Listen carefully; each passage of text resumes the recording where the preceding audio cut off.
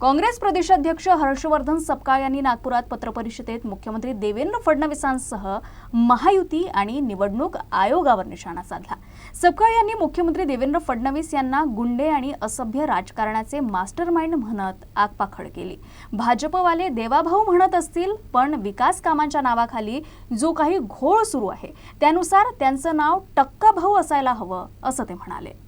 ही विकृत मानसिकता आहे। त्यांना भारतीय जनता पक्षाच्याही नेत्यांच्या आठवणी पुसून काढायच्या आहेत।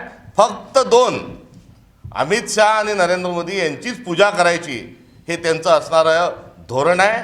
आणि हे धोरण पुढे चालून रेशीमबागेमध्ये गोळवळकर गुरुजीचा आणि हेगडेवारजींचा फोटो काढून त्या ठिकाणी अमित शाह आणि नरेंद्र मोदींचेच फोटो लागले पाहिजे, ही त्यांची असणारी मानसिकता आहे।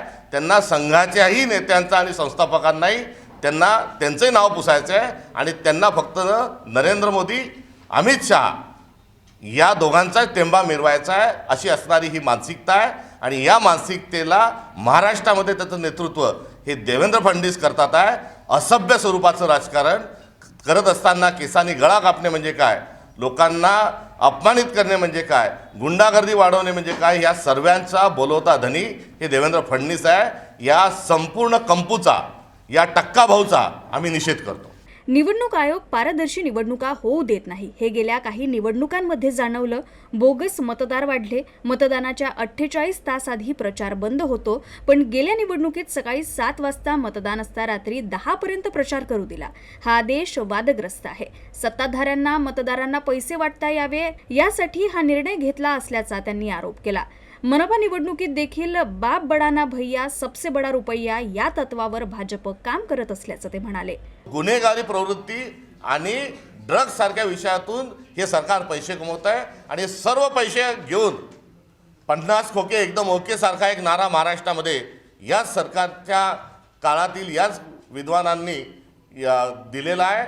आणि निवडणुकांमध्ये पैसा फेक तमाशा देख नावाचं आता वगनाट्य पूर्ण केल्यानंतर महानगरपालिकेच्या निवडणुकीमध्ये बाप बडाना भैया सबसे बडा रुपया या अहंकारात ते निघालेले आहेत आणि हा अहंकार आणि हा पैसा त्यांना या नंबर 2च्या धंद्यातून मिळालेला आहे। तर काँग्रेसमधील तिकीट वाटपावरून नाराज असलेले कार्यकर्ते आणि पदाधिकारी आमची अंतर्गत बाब आहे, त्यांची समजूत काढणं सुरू आहे। तर भाजपमध्ये सतरंजी उचलणाऱ्या कट्टर कार्यकर्त्यांऐवजी बाहेरून आलेल्यांना तिकीट दिल्याचं ते म्हणाले। नाराजी जी आहे ही काँग्रेस पक्षाची ही अंतर्गत बाब आहे आणि नाराजांना समजून सांगण्याच्या अनुषंगाने आमचे सर्व नेते हे कार्यरत आहे।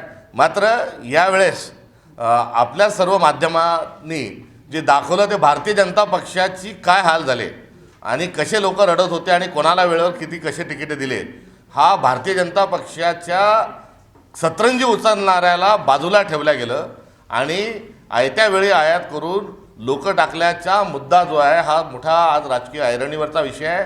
भारतीय जनता पक्षातल्या लोकांनी फक्त सतरंजाच टाकल्या आणि आता काँग्रेसयुक्त भारतीय जनता पार्टी झालेली आहे, असा त्यांच्यावर जो होणारा आरोप आहे त्या आरोपाचं उत्तर भारतीय जनता पार्टीने पहिले द्यावं।